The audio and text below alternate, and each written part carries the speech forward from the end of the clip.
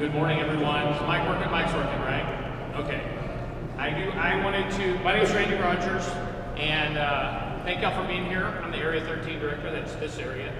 And so I wanted to introduce our guests this morning because I'm to blame to them, not to y'all. You're going to love them for them having to get up early, come here this morning, be here. These are, back in, what's that, November? October. I went to this, I found this community of VR people online in Austin. They have this really vibrant community here called Austin VR. And by the way, if you're from this area and ever want to go to their events, they do welcome you there. And they're really cool too, even if you're not as smart as them and just walking around with your mouth agape the whole time and wanting to see all the amazing things they do. And so we wanted to recruit some of these people because to come share with you guys, and we've got some more coming later on, and the reason being because a lot of these types of technology applications that they're developing are more and more and more going to be showing up in our classrooms and how we teach and things like that. So I invited some of them that I thought were really cool and that y'all would really enjoy, and so we'll have some more of those today. I think we have another one at 12:45 from that group as well. But you're going to have to help me. It's Ferstenfeld, right? Oh, I got it right. Okay. Yeah. Michael Ferstenfeld and Ryan Wright, and they're together. They both have other business things, but together they have this company MEM VR, which MEM is short for memory, but it also stands for Make Every Media. Make Every Media. Okay. And I saw them and what they were doing, and they're going to. I don't want to get one and steal the thunder, but really what their mission is to preserve history and educate people by preserving history. So I think you're going to like it, and I think maybe you'll learn a trick or two. And I also need to mention that if you want to put questions for them during this presentation, if the Nareva board that's over here, if you scan that code, you can actually, while they're talking, you can put questions in and stuff and interact with it. So feel free to do that. Okay. So any questions? We're good to go. I'll get out of your way. I'll let the important people talk. Thank you guys for being here. So would y'all welcome for me? Thank you. Appreciate you guys coming over here to the digital experience. We are from Make Every Media. I'm going to stand down here. Oh, and my screensavers, come on. We waited just 1 second too long. So yeah, I'm Michael Ferstenfeld, and I created Make Every Media maybe 2 years ago. I'm a local artist and producer of theater. I work at Zach Theater. I'm their digital media specialist. And I'm Ryan. I'm a quality assurance developer, graphic artist, and I met Mike here about 12 years ago at an art incubator called Art Spark. Back in 2006, and since then we've both participated in a number of hackathons, game jams, VR jams, meetups, and a lot of these short-term group activities that really encourage a lot of art to be created in a very short amount of time. So we're going to talk about some of the techniques we've used throughout those projects. yeah, and here's just a little photo of one of the first events that we did together. At Art Spark 2006. That was an event where basically theater groups and video game groups were invited to become a part of this experience, and it lasted about 2 months. They were given a spark at the beginning of it, some kind of idea, and then they went off for 2 months and created a theater piece or a video game inspired by that spark. So those kinds of creative incubators we're going to be talking about a little bit as well today, and how you can maybe incorporate those into your classes. So MEM VR, though, is what we're really here to talk about. That's the app that we were showcasing that Randy saw and wanted us to come talk to you guys about. But we're going to try to include all this also in the talk. And looking at the time now, 9:50. Okay. So we're going to try to help you empower your students to create in every media and tell you why you should do that too. Not that you should do anything. You do whatever you want to do. You're the teachers here. But then we're also going to cover these topics. Preserving culture in hybrid reality, mixed reality, virtual reality learning environments, and gamifying museums. And we're going to show you a little bit of our work in all of these fields. You guys already know all this stuff? Do you know the differences between VR and AR? Just pulling the crowd. Does anybody need a refresher? Virtual reality, familiar? You want a refresher real quick? Okay, so go ahead. Sure. Virtual reality usually involves a headset. It's a very immersive experience, audio, transporting you to another place in time with possibly different levels of physics and interaction, possibly even a completely synthetic world. Whereas augmented reality is layers of information and interactivity layered on top of your real surroundings reality. This includes oftentimes devices like an iPad or a phone, but even like that QR code display, a GPS. Those are examples of augmented reality. And then mixed reality is some mixture of those things, and we like to call it hybrid reality because mixed reality has a lot of meanings. It even refers to a type of YouTube video of people in VR, so it gets a little murky. Yeah. So we like to call our products hybrid reality. And it sounds cool. So, MVR, what we're working on is, it was originally called the Preservation Station, because it rhymed. But MVR sounds cooler. You can see what our decision process was. Back in 2016 is when I initially felt the urge to do this. As I said, I'm an actor in town and a producer of theater. And for the last dozen years, I've been performing in plays and producing plays around town at various theater venues. And as I've been doing that in the last 12 years, like six of my favorite ones have been closed because they brought a certain value to the area, like Manor Road. I'm not sure how many of you are from Austin. But, so Manor Road, for instance, Salvage Vanguard was on Manor Road. And in 2006, that road was kind of abandoned. There was this theater and one other theater, the Vortex, and a few little shops.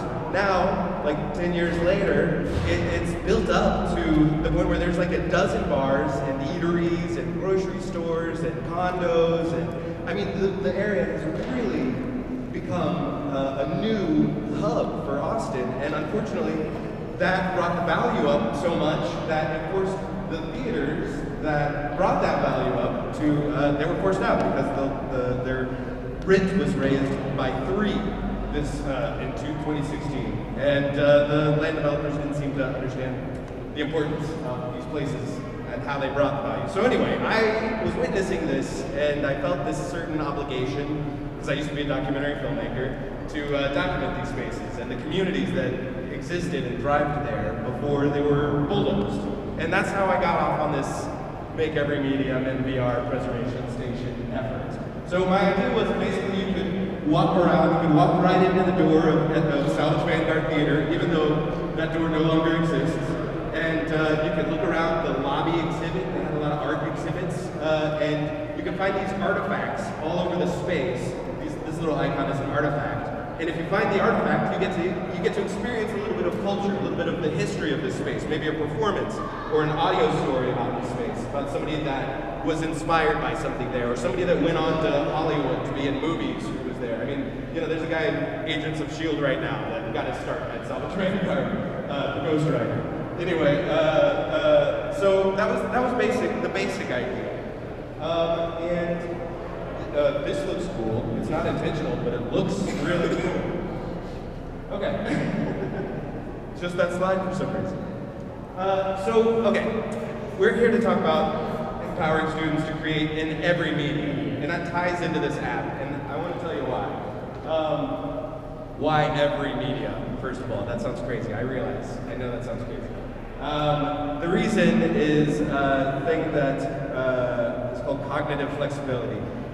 It's in the last 20 years, these jobs have arisen in the job market that we couldn't have even predicted. I mean, none of us knew, even with Lawnmower Man back in the day, none of us knew that VR developer would be an actual full-time job that you could have, or social media, maven could be a full-time job that you have. Now you often need 2 social media mavens. So we think it's important to teach students how to learn these new skills on their own, because it's hard for us to predict what the jobs are going to be. And this is cognitive flexibility. It's the new job security. It's training people to be able to adapt to this ever-changing, constantly changing, unpredictably changing world. Switching gears quickly, learning new tools, adapting to new roles. And I didn't make this up. This is the book that it came from, The Runaway Species. And basically, these guys, it's written by a team, a composer and a neuroscientist, and already on slide 16. And basically, these guys are arguing that it's these skills and creativity in general that are responsible for all the greatest advances in human culture since the Neanderthals. That's one of their motivations for writing this book, is the idea that every single child is born with a creative brain. There's no such thing as a non-creative child, and it would be a shame to not encourage that. And they talk a lot about how scientists and artists both use the same cognitive processes to create their work. And it falls into these categories of bending reality, which is kind of what we're doing, breaking reality, breaking things, ideas, and blending ideas to create new ones. We're not going to get into a lot of depth. You can check this out on our resource sheet, and there's even an Audible book of it. But we want to get into the nitty-gritty of this, how you can help your students create in every medium. So we're already creating in every medium. We're all very familiar with movies, documentaries, video essays, and these are some of the tools that we use to make those types of media. Lightworks is a very high-powered video editing tool. YouTube, which also has editing capabilities within it. And on the photo editing side, we have this is iMovie, which is free to download if you have an app. Exactly. So these are very low-cost tools. Even Adobe Creative Cloud, while not free, has subscription offers now where you can get a short-term license for the span of your project. And if you can give your students access to a license to Adobe Creative Cloud, you're preparing them for a lot of jobs, even if just for the time that they're in your class. Even just a little bit of access to Adobe Creative Cloud, which is like now on a subscription basis. Most of the jobs in the tech sector use 1 to 5 of the programs in the Adobe Creative Suite. It's kind of an industry standard. And then these are some photo editing options as well. The cool thing about all this stuff, DaVinci Resolve included, those are full-featured editors, and they're free. They're free to download. So all these except for Adobe Creative Cloud. And here's some more free programs to download. This is focusing on just audio, which is a totally legit medium all itself. You've got podcasts, which are like, everybody has a podcast now, or everybody could have a podcast. I actually recommend that students start a podcast because it helps them, journal their way out of whatever it is that they're trying to figure out. It's a way to communicate what's in your head and see how it sounds, then analyze it, while listening to it later. Actually, that's how I got started. You got started on Audacity, right? Audacity was one of my favorites as a teenager. Free. I was making custom ringtones for my phone, making loops out of songs, and making soundtracks for my videos. Yeah, and it's those skills that eventually, got us jobs in the tech industry. And these are all Reapers, another fully featured sound editor, GarageBand, if you want to make albums, all free to download. Well, GarageBand if you've got an app. But yeah, this is actually how we started out with Make Every Media, because I knew that I wanted to create a lot of stuff, right? I've always wanted to make a lot of movies and video games, and I needed some way to focus it all.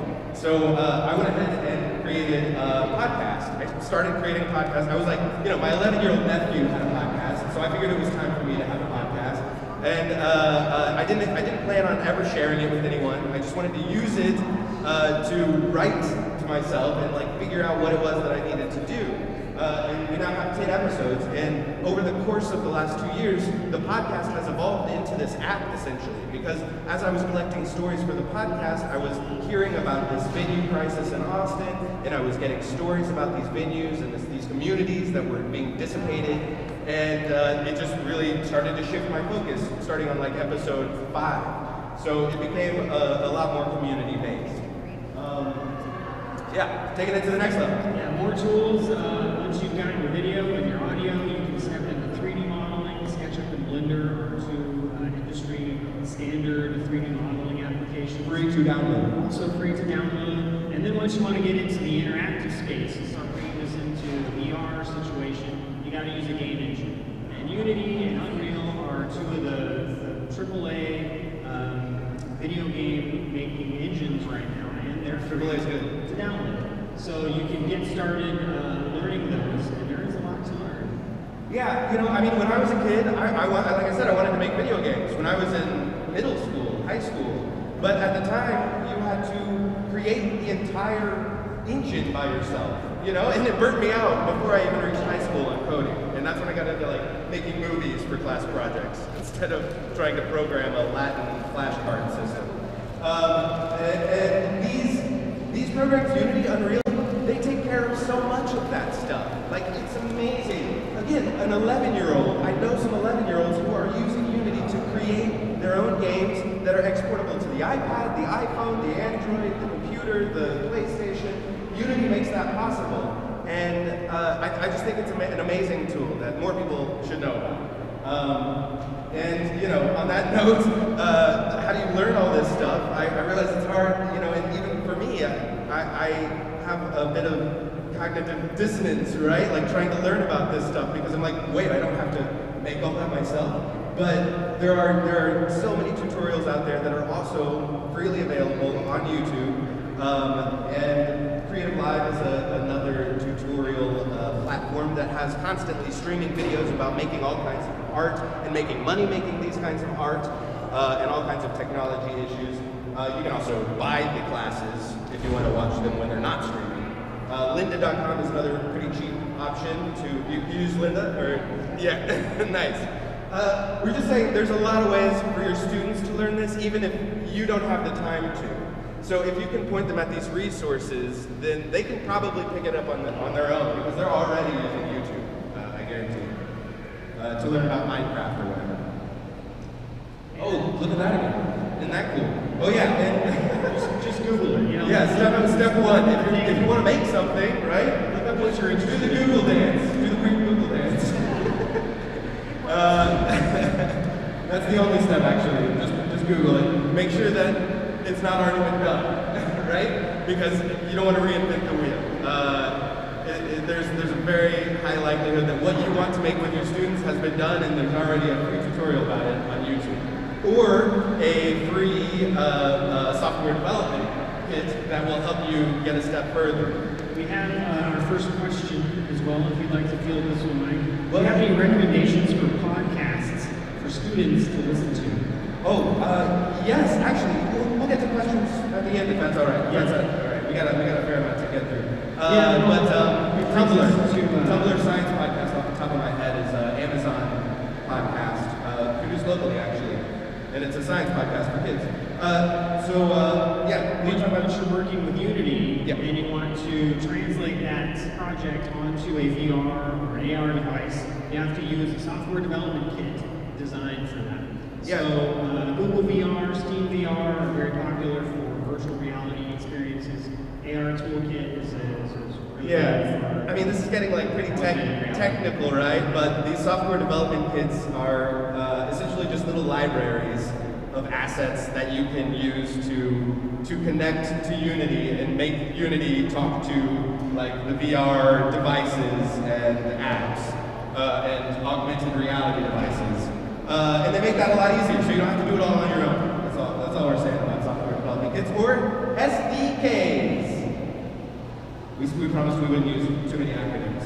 But then, like, once you get into this more complicated stuff, we got to get into some project management stuff. And these are some free project management tools that we use. Asana is for task management, basic task management. Slack is a great, free to download also. You can eventually pay for a pro membership, but it's a chatting service where you can create different conversations, different threads of conversations to keep track of what you're working on digitally. And we use it a lot. That's the one that we use mainly. And Google Drive is for storing your files, sharing files, and Trello is just another project management tool that is kind of like this thing over here, Nareva, where you can put, it's kind of like a post-it board, like Pinterest, but for your project. And please feel free to keep adding questions to that. Empowering the teachers to inspire the students to create a new medium. Yeah, so that's what this is all about. All this project management, all those things are about empowering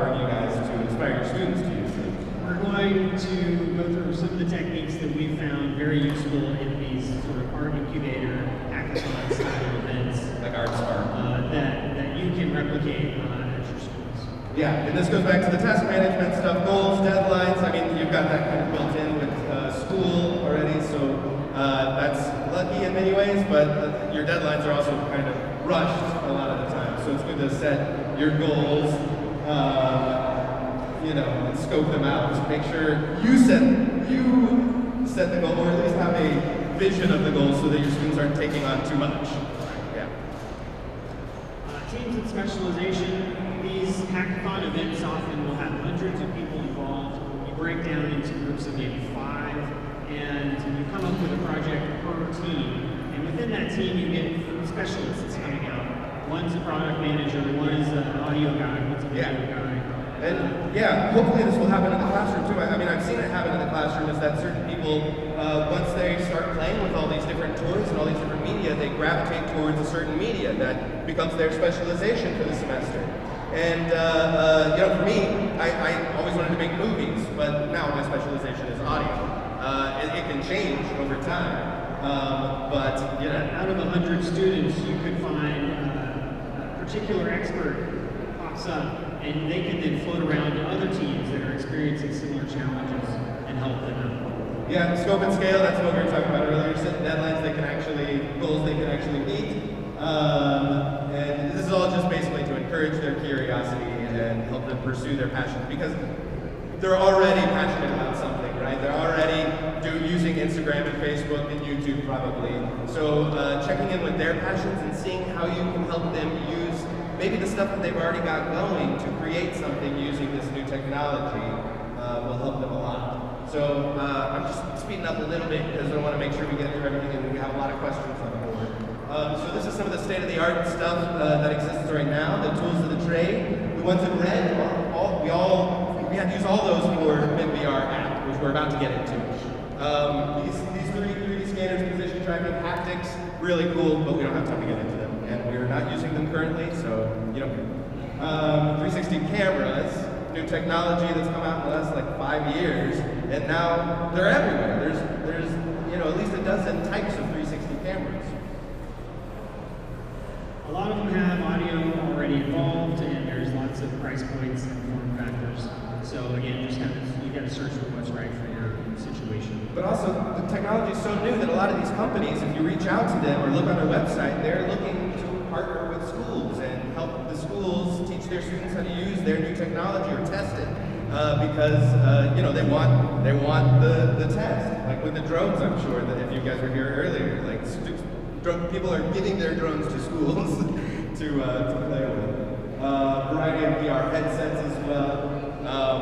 We went with Google Cardboard. It's very cheap, very accessible. Yeah. You can go all the way up. It uses mobile devices that a lot of people already own. And a lot of platforms for VR. So many platforms. Yeah. Can you name all these real quick? Anybody? You're right. HoloLens, PS4, VR, Magic Leap, and then the Google Cardboard. Google Cardboard. What's that one? Oculus? That's the Oculus Rift. All right. So that's a lot of information and a lot of tools, and hopefully you're not feeling too overwhelmed by it all, because the next step is, where do we go from here now that we have a good view of the landscape of VR technology? Focus on one thing. That's the weirdest little dance that it does, but I like it. It keeps the audience engaged, right? Our one thing is preserving culture in hybrid reality. It sounds like a big thing, but we had to focus on that because, like I said, I'm a crazy ADD person, and I want to make it every media. I want to make movies and podcasts and video games, and I had to just focus on this one thing. Start small. For me, that meant using the Google Photosphere app, which is also free to download on your Android or your iPhone device, and you can basically use it to start making 360 photos today. You use it and you take photos all around you, it'll direct you, it'll give you instructions, and you go all the way up and all the way around, and then it stitches together all those dozen photos that you've taken into a 360 photo that is the beginning of your new VR life. And it will also upload directly to Google Places, which is an important thing to realize because when you click this little lever, it uploads directly to Google Places. And I didn't realize what how much people love that stuff. Because one of my first photos of Salvage Vanguard Theater, I just automatically uploaded to Google Places, and it had like 1 million views in less than a month. And I was like, wow, people love these 360 photos. So the next thing is to make decisions first. For us, that means which platform do we choose? We knew that these two are the most industrious and loved by the future. And free. And we went with Unity because the community just seemed a lot more engaged. There seemed to be a lot more assets that were freely available, and a lot more YouTube tutorials about it. So we wanted to go with something that was more accessible. This is the rest of the technology that we're using specifically in our product. So Unity, there's a lot of stuff on their asset store. There's a VR kit on their asset store that you can just buy for like $20 and you're already plugged into VR. We went with, after the 360 photos, I got sick of stitching, like doing this. So I went with the cheapest 360 camera on the market at the time, and that was the Ricoh, and that has served me well since then. We went with, like we were saying, Google Cardboard because it works with your phone. You just put your phone right into, this actually comes as a sheet of cardboard, and you just kind of perforate it, pop it out, fold it together, and you put your phone right there, and you can run VR apps right on there, right on your phone. And we wanted to keep it accessible because we wanted a lot of the artists who visited these spaces to be able to use this app without, a $500 VR PlayStation headset. So yeah, and Google also provides a whole software development kit called Google VR that makes a lot of this stuff easier for you as well. We started right in with Udemy. I got a discount on a $10 tutorial and started right in. I also wanted to talk about grants, meetups, partnerships, hackathons. We mentioned earlier, we met at a hackathon of sorts, the ArtSpark event. There are 1 million meetups in town. You go to one like every day, right? Yeah, at least twice a week. There's product management, there's VR meetups, design thinking meetups. So whatever you're interested in, you can find a meetup. And at those meetups, your students to go to. And at those meetups, you make these partnerships. You can meet people and find people that you need to be working with, like we met. We were on opposite teams actually, but now we're on the same team. Grants I just wanted to mention because that's kind of a way that I've been able to pursue this stuff outside of my full-time job. I do work at Zach Theater as the digital media specialist, but I also get a grant through the city to create this preservation art, this kind of preservation art. And this year it's specifically for the preservation station. And there are a lot of grant opportunities, especially for younger people. And I think it's never a bad idea to start your students down the path of looking at grant opportunities for stuff that they might want to make, stuff that they might want to engage in, because there's a lot of age limits on those things. And yeah, there's just so much opportunity, so much money out there to fund cool creative projects. So our project is all about preserving culture in hybrid reality. So what is culture? Culture rating is, we're calling it transitory experiences, right? Performances, plays, recitals, concerts, like that would happen at Salvage Vanguard. Changing places like, the Guadalupe, the drag is constantly changing. Every year it's a different set of stores. Like what if you could go back, like on Google Maps, I think you can go back to like 1984 and see what it was like. Personal archives, this is another thing that your students are already kind of engaged in. They're already making their personal archives on Facebook and Instagram and Snapchat, even though it goes away in a second sometimes. It saves to their phone. So we want to encourage you to engage them and in that personal archiving effort even more, because again, their families are an important place to start getting their stories. Are you guys familiar with StoryCorps? It's a podcast, and it's also a mobile recording unit. You can even download an app for it on your phone, StoryCorps, and it'll give you a list of StoryCorps, like C-O-R-P.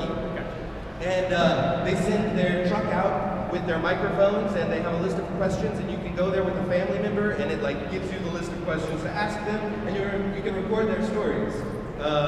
for posterity and for perhaps use in a future project. But it's important to start archiving as soon as you can so that you have that content. So yeah, back to Salvage Vanguard, back to our app. I already talked about why I started doing this, specifically Salvage Vanguard. The very next year, another one of the best theaters in town, especially for experimental theater, closed down, the Off Center. And these guys are world-renowned. They've been to New York, they've been to France and Europe, and this has been their home for the last, 18 years. And again, they built up the area, and then the rent was raised 3 times, and basically they had to let go of the space so that it could become a bus stop. And that's cool and all. I know we need public transportation, but art is important, y'all. And then just like 2 weeks ago, the Institution Theater lost their stage, and this was my home after those other places closed.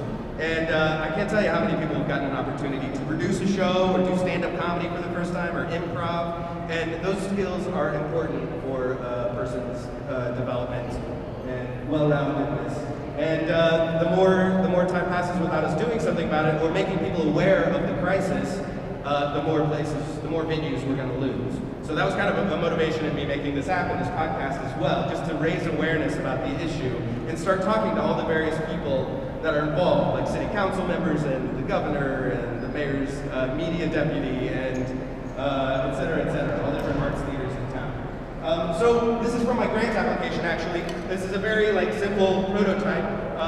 The icon is not the same, you can see, but the idea was that you would be able to just click on, find these artifacts in the space and click on them and get treats of culture, history of the space. And this kind of ties into gamification, which is something that I noticed right before our talk, you guys are already engaging in on the TCEA app. You've all got a scavenger hunt.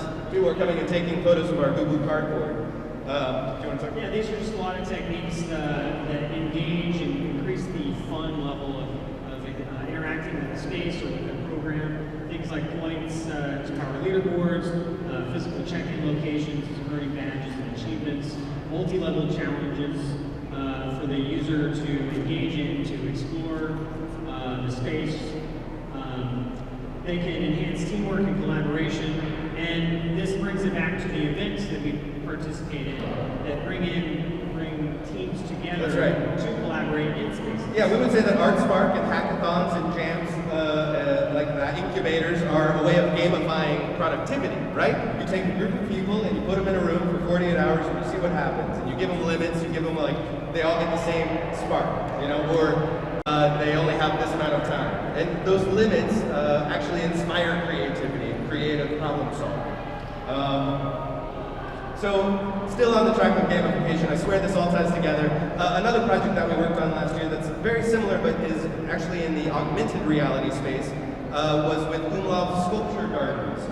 So we partnered with an artist, Elizabeth Newman, who had a residency at Umlauf, and she was creating sculptures and art that is essentially about augmenting the human condition, specifically the human genome with plant and fungal DNA. So she's a crazy artist, and that was cool. But she wanted to augment her art with additionally with an augmented reality layer. So she hired us to create an AR app that would basically make her sculptures interactive.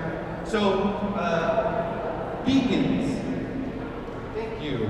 This is a iBeacon, or it's called an Estimote, and essentially it's just a little Bluetooth transmitter giving off a little radio signal. It's got a little processor and a battery in there, and we put these all over the Umlauf Sculpture Garden. And if you downloaded the app, which you can still download, it kindalabs.com. Right there. You can search for that on the Apple App Store if you want. Right now, because I've hidden these beacons all over this space, so if you would like to try it out after this, you can download the app and basically go around in Umlauf Sculpture Garden. They were hidden in this beautiful natural area with all these beautiful sculptures. If you had the app and your headphones on, and you got near one of the key sculptures, it would trigger a response on the app to download one of these media documents that are this sort of seedy underbelly of the scientists working in this space, all part of the narrative that the artist had created. And one of the scientists is actually turning into a plant, you can see here, because she's been messing with augmentation too much. So yeah, like I said, we think hackathons are a form of gamification, and it's something that you can bring into your classroom, hopefully, because you have such a limited time, and because you want to set those limits in order to inspire creativity. This is a bit from our last Gameathon. Actually, it was a VR Jam in November. We teamed up with some people that we didn't know. We found a UX lady who helped with our story. Yeah, she helped us make a compelling story around these spaces that are going away, something that would actually engage people and make them have fun instead of just being depressed that the spaces are gone. We also found a Unity programmer. We just posted on a Slack channel that the VR Jam had like the week before, and all these people were interested in our idea and signed up with us. And this is us later on in the weekend, or that Monday, showcasing what we developed, what we were able to develop in that weekend, and that's where Randy met us actually and invited us to come talk here.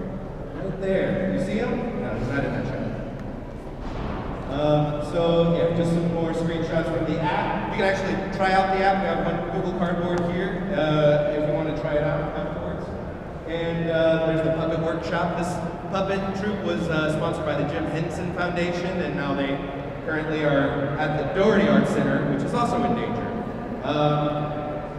So we are learning, yeah. Yeah, just kind of wrapping up the talk here. This is current developments and also some potential future developments using this technology. So obviously you've got kids in headsets. These are Oculus or Vive headsets attached to computers. We've also got some degree programs for after after they graduate high school, ACC, UT, colleges around the country or the world have virtual reality programs, game design, human-computer interaction, and they are taking it all to the next level. Google Earth, of course, is a very powerful VR tool right now for learning about the world around us. We've got documentaries and 360 video detailing our natural world as it exists and human effects on our environment. Very powerful tools for learning. We also have VR job training. So this is like an astronaut learning how to do big, dangerous, expensive stuff that is way cheaper when you can condense it down into a simulation. You don't want people searching for landmines in the live if they don't have to. So there's military applications, there's food service applications, KFC has their own job training app. These are also really... That's a dangerous situation right there. and a good opportunity to disseminate corporate culture on scale. So in actual museum spaces, if you've been fortunate enough to see the Mona Lisa, you probably didn't get much closer than that. So what if you could get as close as you wanted to the surface of that painting and just like really dive into the details? Or what if you could have Leonardo da Vinci standing there talking to you about his techniques, describing the golden ratio and his works of art? And these things are possible right now with the tools we have. So this was our team that was cobbled together in one weekend and helped us create this app amazingly. It made me so happy, and we hope that you'll be a part of our team now too. And we'll look at some of those questions on the board. I suppose, are those still questions for everybody, or did we answer some of them? How did you make 3D panoramas? Is it 2 images or the same? Well, I think I answered that earlier. I was using the 360 Photosphere app at first, which is like a dozen images all stitched together. And then I upgraded to a Ricoh 360, which is actually 2 fisheye lenses on either side of a camera, and it snaps a shot, and then it stitches them together right there for you. So a lot of that's taken care of for you. And there's cheaper ones than the Ricoh now, too. There's ones that will come with your phone service. What was another thing? What program did you use to make make your theater tour? I think we answered that as well. Unity is what we're currently using to create it. There's a lot that we haven't talked about, like Nearpod and RoundMe are a little bit easier to use than Unity. I checked into those after this weekend. Look, he's got one right there. That's a 360 camera right there. We decided to go with Unity instead of RoundMe or Nearpod because we wanted to create a completely customized experience. Something that we could call our own and package up into our own little app and share with people for free without them having to log in to the RoundMe service or create a user account.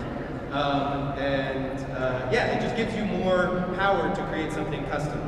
And we advocate those technologies because they are being used in the workforce right now for video games and interactive, also animation, like movies, VR movies. I wanted to go back real quick to the Gamify learning slide because I forgot to add these things. These are just two hackathons that are happening in town that your students can get involved in. The Austin VR Jam is what we did last November. It's anybody can join up. The ATX Hack for Change is a pretty cool event that's all about creating apps that are civic-minded, that are about helping save the world. So again, with that, you can just go to this ATX Hack for Change thing, join a team, or try to start a team, and people will join your team. And you create something amazing in a very limited amount of time. Itch.io is just a resource for finding a lot of different other hackathons that are happening like every day. Students can participate in that Hack for Change? Oh yeah, it's geared towards students actually. Okay. Yeah. Another question is, are you all members of IVRPA? And have you heard of AirPino? I'm not familiar with IVRPA. Who said that?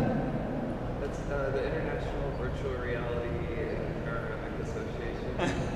But anyway, they do a lot of the similar stuff to what you guys do, where they're like going all over the world and taking pictures in really important places to make sure that like art is preserved. It seems like something you guys would be interested in. Thank you. Yeah, I mean, like, because Googling doesn't find every instance, so it's important to find out about this stuff in any way possible. People that are working on the same kinds of things as you, so that you can collaborate or learn from them. IVPR, whatever it is on the board.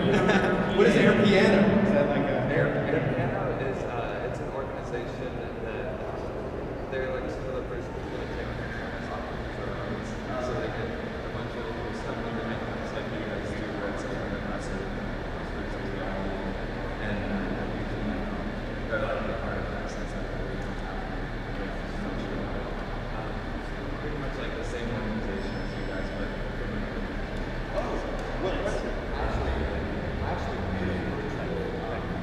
I actually did a virtual field trip with my class this past semester to Mount Everest using AirPan and things like that. Yeah, actually pretty good for a class without a science teacher. Yeah. That's awesome. Thanks. Is there any other, which are easiest editing tools for students to start using? iMovie is very easy, and YouTube, those editing tools are very simple. iMovie's also got a phone app. You can just edit right on your phone. That's probably the easiest one, right? Audacity I found very easy to start with audio editing. GIMP is pretty easy, it's like a clone of Photoshop. That's It's an acronym. Graphical interface. Yeah. Yeah. And it's an image editing app. Do you have any questions, sir? you guys come to my school. Yeah. Come out to my school. Yeah, sure. I think Teach there's your questions. questions. Tumblr was a podcast for students that I mentioned earlier. It's a locally produced science podcast that's on Amazon Prime channels, but you can also just download it on a podcast app. Make Every Media is a podcast, and you can listen to that to see how we got to this place and for continued coverage of the venue crisis in Austin. Subscribe at makeeverymedia.com. That's all the questions that's there. Any other questions? You're welcome to come try out the app over here, and if you want want to try out the Preservation Station app, we'll give you a set of headphones for this device. And if you want to try out the Beacon app that we created for Umlauf Sculpture Garden, then you have to download, let's go back to that slide. Echidna Labs. Just search for Echidna Labs. Unfortunately, it's only an Apple, an iTunes store app at the moment, but sorry, Randy.